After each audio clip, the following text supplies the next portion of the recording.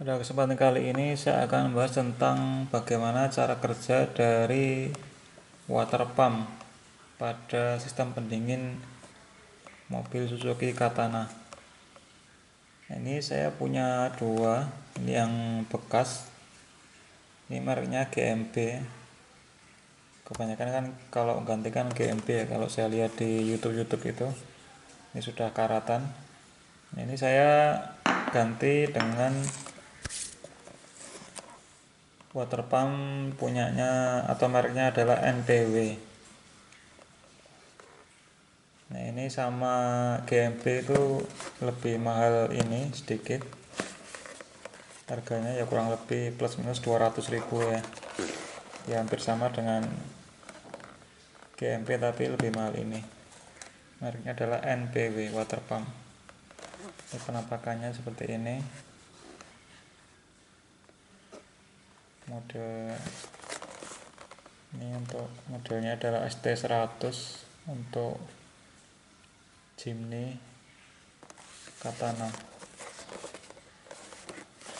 Oke, saya akan menjelaskannya pakai ini supaya bersih kan enak ya.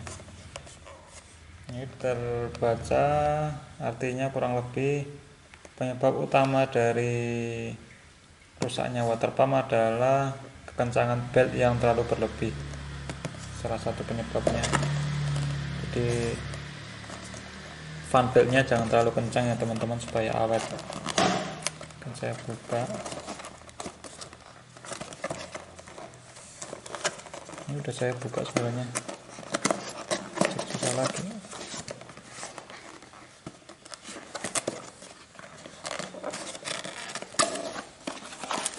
Kita kan dapat packing kaget. Ini barang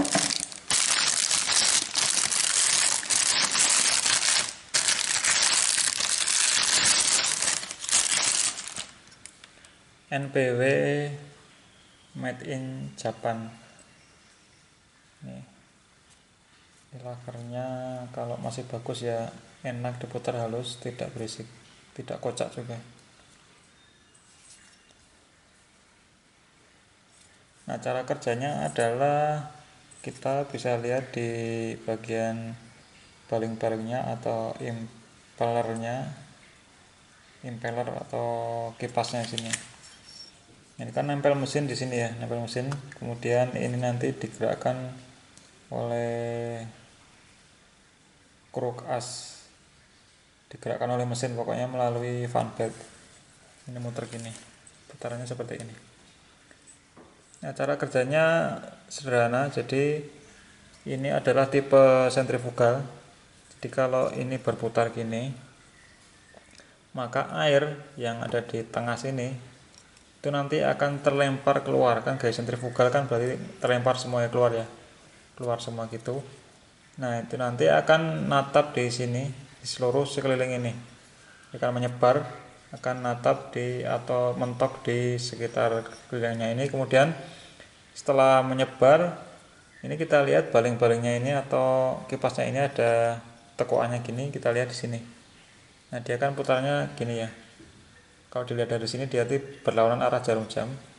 Nah gini, berarti selain dia menyebar keluar, dia akan didorong oleh kipas ini ke kiri. Nah, kan mendorong semua ya, mendorong ke sana semua. Berarti aliran air nanti keluar dan juga akan mengalir ke sini, muter gini, muter ke sana. Dan nyemprotnya nanti ke sana semua, ke bagian sini. Nah, jadi ini masuk dari sini, kemudian dia akan keluar ke sini, masuk sini keluar sini. Itu adalah cara kerjanya, biasa sederhana itu, tipe sentrifugal. Nanti kita lebih jelasnya kita lihat bahwa ini itu dari mana, yang ini itu mengalir kemana. Nanti kita lihat di mobil. Nah sebelum kita pasang di mobil, kita lihat dulu kira-kira cara kerjanya yang bagian yang sini. Jadi ini adalah bagian air, kemudian ini di dalamnya ada seal, saya nggak tahu sealnya bentuknya seperti apa. Nah sealnya itu berfungsi supaya air itu tidak mengalir ke sini, mengalir ke bagian sini asnya ini. Nah di sini itu ada bearingnya. bearingnya atau lakernya itu saya nggak tahu ada berapa biji, kayaknya cuma satu ya lakernya, satu atau dua nggak tahu saya. Dia ada bearingnya, laker di ya pokoknya di daerah sini, kemudian ada sealnya sehingga seal itu akan mencegah air yang ada di sini itu mengalir ke sini. Nah, kerusakan yang bisa terjadi sesuai dengan apa yang saya lihat di channel-channel YouTube yang lain itu adalah yang pertama itu adalah bearing yang rusak atau laker yang rusak. Laker yang rusak berarti nanti bunyinya akan kasar karena lakernya udah kocak gitu ya. Diputar gini dia akan tidak mulus. Itu kerusakan yang pertama. Kerusakan yang kedua mungkin ini ya, kan ada sealnya di dalamnya ini ya. Jadi kalau sealnya itu udah rusak sehingga bocor, itu air itu akan bisa tembus ke sini. Jadi ini kan air, bagian air itu bisa tembus ke sini. Nah, akibatnya ini ada lubangnya ini.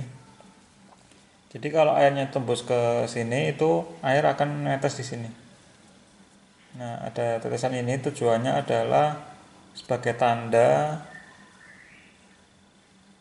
buat pemilik kendaraan atau mobil supaya kalau ini ada airnya berarti dia ada kerusakan di sealnya, harus diganti satu set seperti ini.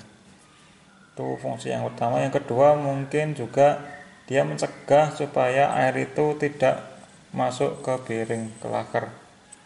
Nah, saya juga nggak tahu lakernya posisinya di mana ya, di sini atau di tengah sini, saya nggak tahu. Pokoknya kalau air masuk ke laker kan berarti nanti akan menimbulkan karat. Kalau pada laker ya nanti akan merusakkan bearingnya atau lakernya. Sehingga kalau kita punya mobil ini keluar airnya berarti itu tandanya sealnya sudah bocor dan harus diganti, karena kalau nggak diganti bisa habis air radiatornya. Itu tentang cara kerja dari radiatornya cara kerja dari pompa water pump ini. Nah, sekarang kita coba lihat di mobil itu nanti dari sini tuh dari mana keluarnya kemana, kita lihat di mobil. Ini kita lihat di mobilnya langsung. Jadi ini radiator saya lepas ya. Jadi dari radiator kemudian masuk ke selang sini alirannya, kemudian ke sini. Ini saya lepas ya, ini bypassnya saya lepas, selang bypassnya, jadi abaikan aja masuk ke sini. Nah, ini adalah inlet atau in dari pompa yang menuju ke baling-baling pompa water pump. Nah, masuk ke sini, dari sini ke sini, kemudian outnya dari water pump. Bentar, ini susah megangnya. Nah, ini outnya itu masuk ke samping kanannya itu ya, itu ada lubang kecil. Jadi in yang gede, ini in, kemudian out ke yang kecil, in out dari kiri ke kanan. Nah, in out, masuk keluar. Nah, dari kita bahas setelah keluar dari pompa. Nah, setelah dari pompa dia akan masuk ke blok silinder, semua silinder, kemudian ke atas, kemudian ke manifold, kemudian ke termostat. Nah, dari termostat nanti dialirkan ke radiator lagi. Nah, asumsi kalau ini nutup termostatnya itu akan mengalir ke bypass ini. Bypass, kemudian ke pompa, masuk lagi ke blok silinder, ke atas, kemudian ke manifold, ke termostat, ke selang bypass, dan seterusnya. Jadi tidak melewati termostat. Jadi sebelum termostat ini.